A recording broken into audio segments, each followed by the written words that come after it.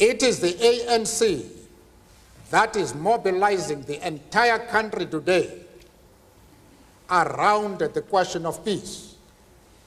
You would also know that I have made several calls at public rallies that no solution is possible in South Africa without involving Chief Buthelezi. You would know this. Yeah. I have made that call not once, but several times. But it is the government that is responsible for all our problems in regard to Natal. The questions that I have put to Mr. de Klerk, he has not been able to answer. I wonder if you can answer them. The government has had no hesitation whatsoever in suppressing similar violence before. Why is it that it has not even attempted to suppress that violence? After all, no government anywhere in the world can tolerate violence in which close to 4,000 people have been killed without intervening. Why is your government not intervening? That is the question that you must answer. I would answer you by saying that I don't represent the government, and I would hope that the government would do exactly what you say. I do not quarrel with you, and I do not presumptuously lecture you, Mr. Mandela. I wish you well. Thank you very much. Mr. Mandela. Thank you. Thank you very much. We have ripped through the first part of this broadcast extraordinarily quickly. There are still a number of issues that we have to take up with Mr. Mandela, not the least of them being sanctions by the United States against South Africa. We will continue with that in the Nightline segment of this broadcast. Just a quick break now. We'll be back. I'm Ted Koppel at the City College of New York, and this is a special edition of Nightline. Nelson Mandela, day 2 of his visit to the United States. More celebration, more adoring crowds.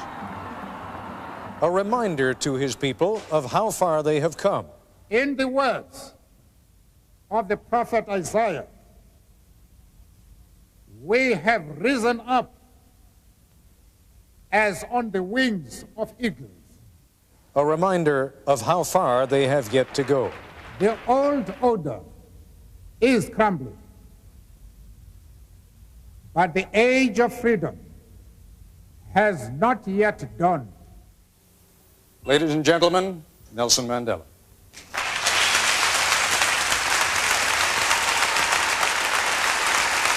And in the middle of his day, an extraordinary town meeting, part of which you may have seen, but for those who missed it, here's a sampler.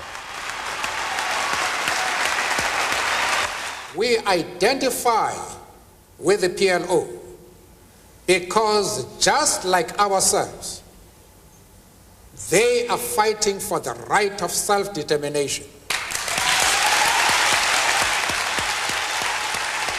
Mandela displayed a sense of humor. Or should I put it more succinctly? Will your economy be based on the Marxist system, socialism, or capitalism, or both? I knew that was the question you wanted to ask. He responded to his critics at home. Monitor is a man by the name of Koos van der Merwe, who's one of the leaders of the Conservative Party. Have a listen to what he has to say. Nelson, you're not going to nationalize the assets of the white people. I have worked for my banks, my mines, my businesses, and my farms. You are not going to take it. Stop your violence, stop your nonsense. All I have said to Koos van der Merwe is to say, I am happy to know you. I hope that one day we shall have the opportunity to discuss the affairs of our country. There's nothing that prevents you, even in the United States, to pick up a telephone and say hello and talk to me as we're doing ever since you left jail. For me, to wash our dirty linen in a foreign country, even though it is somehow our fault.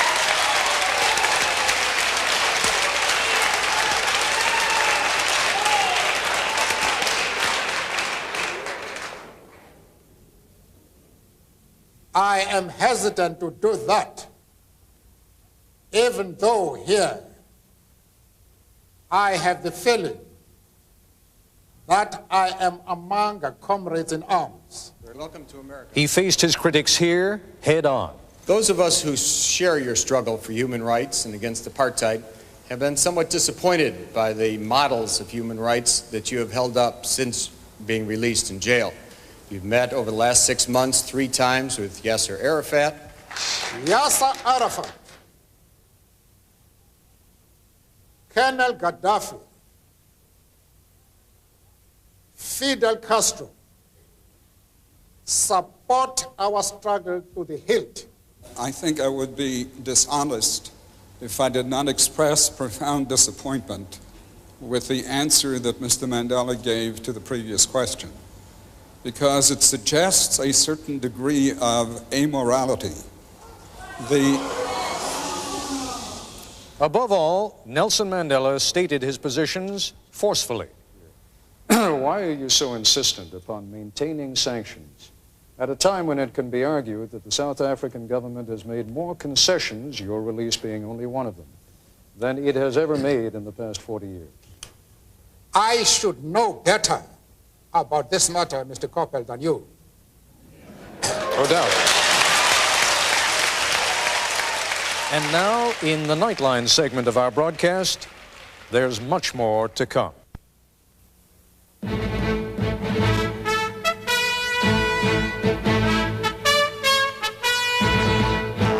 From ABC News, this is a special edition of Nightline.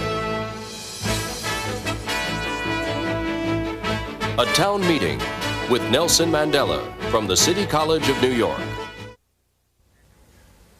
And we are back once again at the City College of New York with Nelson Mandela. And Mr. Mandela, we have just heard a number of the things that you said in our hour between 10 o'clock and 11 o'clock this evening. Some controversial things, not the kinds of things necessarily that a very political man says. If you were very political, you might have been more concerned about not alienating some people in this country who have it within their hands, within their power, either to continue sanctions against South Africa or to raise those sanctions, to lift them. Why were you not a little more political? Perhaps we're too accustomed to politicians in this country. I do not understand what you mean. Perhaps if you clarify what you are referring to, I may be in a position to comment. What I'm saying is that in this country, for example, there has been for many years a close alliance between the Jewish population and the black population in the civil rights struggle. There is likely to be a rather negative reaction to some of the things that you have said.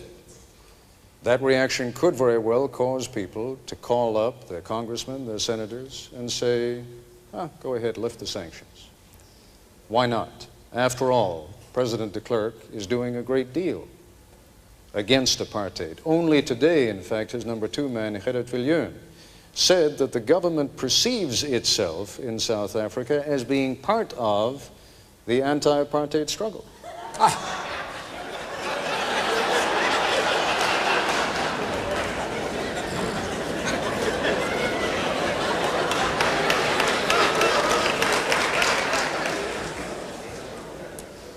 One of the problems we are facing in the world today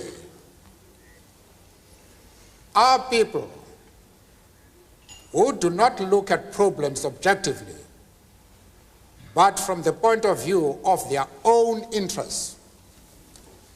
That makes things difficult, because once a person is not objective, it is extremely difficult to reach an agreement. One of the best examples of this is to think that because Arafat is conducting a struggle against the state of Israel, that we must therefore condemn him. We can't do that. It is just not possible for any organization or individual of integrity to do anything of the sort. I don't also want to leave the impression, if I might just intervene with one point, I don't want to leave the impression that this is only going to be a Jewish black issue. There are a great many Cuban Americans in this country who will be just as offended by some of the comments you've made about Fidel Castro in Cuba. No, Mr. Koppel, I don't agree with you. I am saying that it would be a grave mistake for us to consider our attitude towards Yasser Arafat on the basis of the interests of the Jewish community. We sympathize with the struggles of the Jewish people and their persecution right down the years. In fact, we have been very much influenced by the lack of racialism amongst the Jewish communities. In our own country, in the political trials that have taken place, when few lawyers were prepared to defend us, it has been the Jewish lawyers who have come forward to defend us. I myself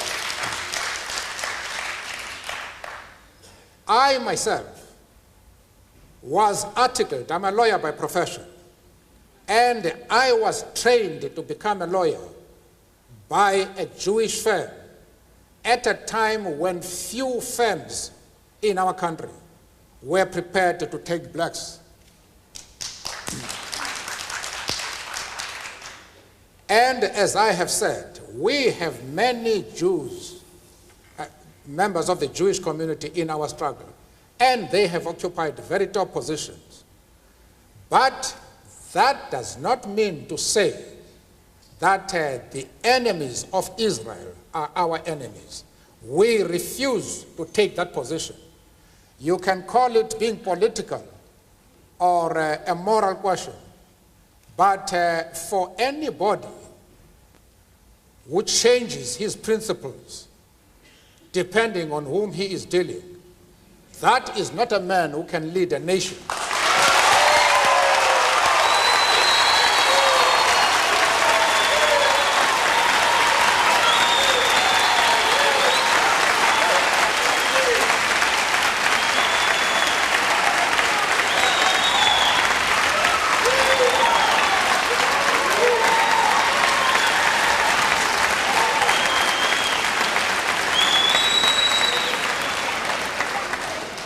Apparently, Mr. Koppel, you have not listened to my argument. If you have done so, then you have not been serious in examining it. I have replied to one of our friends here that I have refused to be drawn into the differences that exist between various communities inside the USA. You have not commented that I am going to offend anybody by refusing to involve myself in the internal affairs of the USA.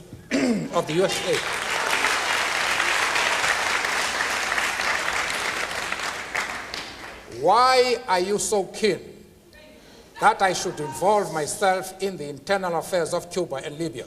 No. I expect you to be consistent.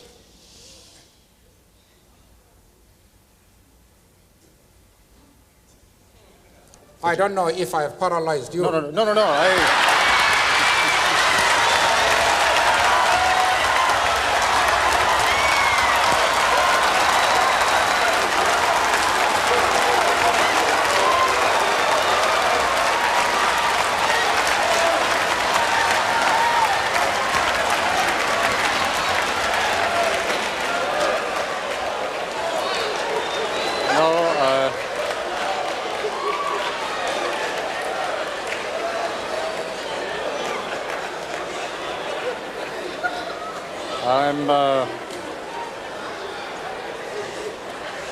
I'm afraid, Mr. Mandela, that paralysis does not set in quite that easily in my case. The point...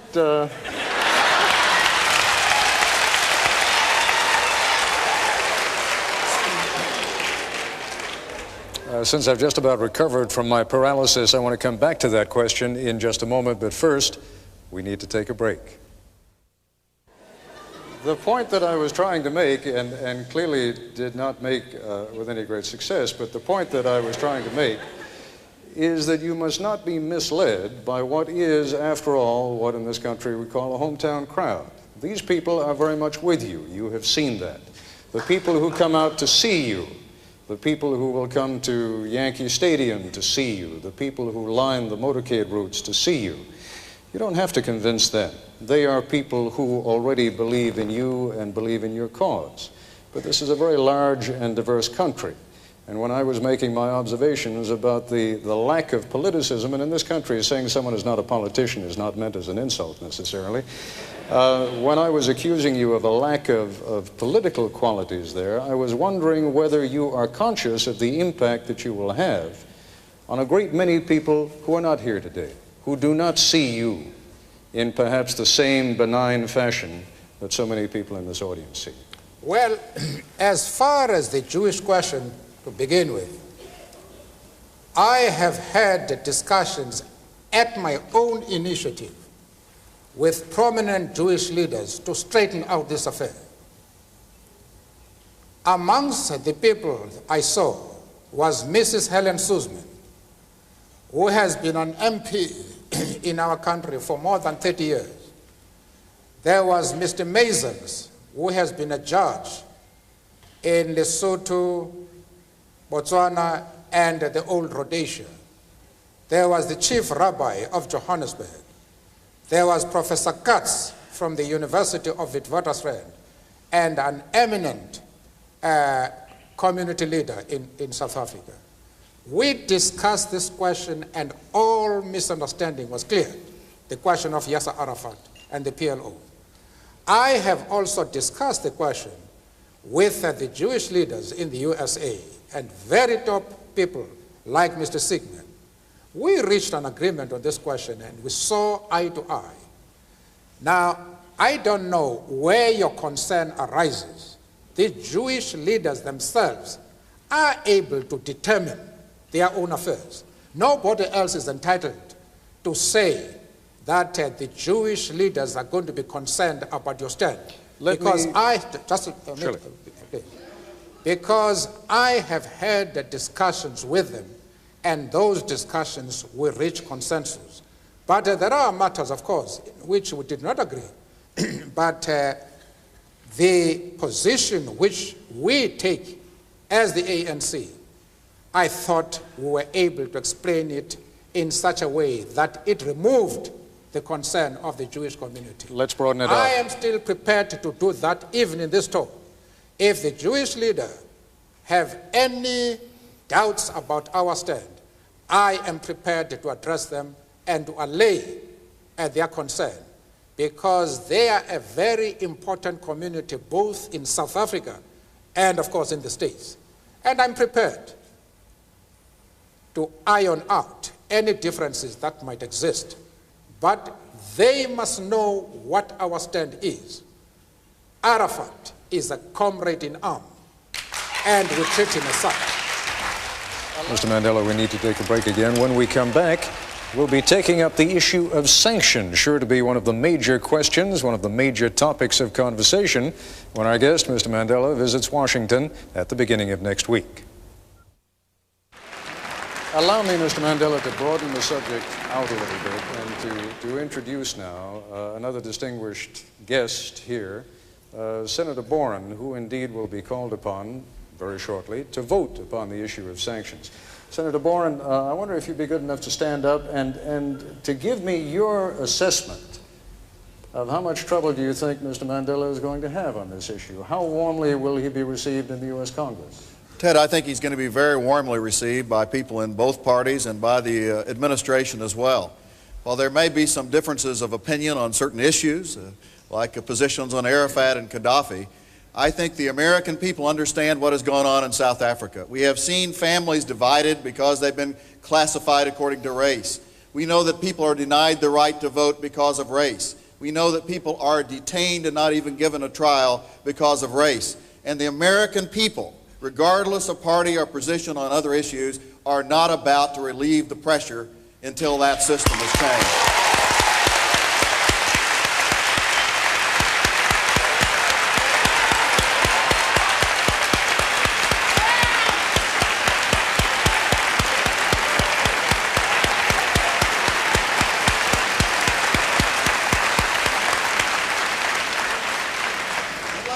Let me ask one question, Ted. I do think that many of us understand that there are pressures being exerted, that Mr. Mandela and President de Klerk, as they start toward negotiations, have extremists on both sides who really do not want to see them succeed, who do not want to see a peaceful transition.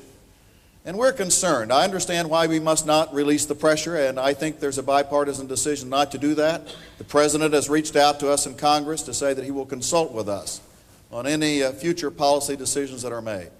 But I wonder if there are some positive signals we could send, positive to both Mr. Mandela and to Mr. de Klerk as well, that would reach out to help South Africa, that would show our encouragement for these negotiations, and that perhaps could help the country as it does move to a non-racial democracy. Can you give us a for instance, Senator, and then have Mr. Mandela perhaps respond? Helping the schools. I know that black children in school, only 1 out of every 5 even has a textbook, because the past government has spent 8 times as much educating white children as black children. Are there positive things we can do, Mr. Mandela, at this point to send a signal both to you and to Mr. de Klerk that we encourage progress in these negotiations that are going on?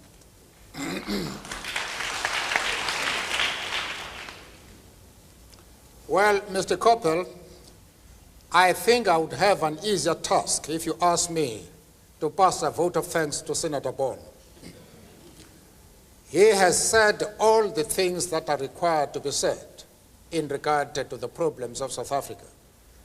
He has a very positive attitude, and he is constructive. He is one of those men who are concerned not with fights only in his own country, in his own region. He is one of those men who have selected the world as a theater for their own efforts, for their own operations. And it is refreshing to be in the presence of such a man. As far as giving a signal to de Klerk is concerned, I have warned that it will be a serious mistake for the outside world to do anything with the stated objective of helping Mr. de Klerk, because it is that type of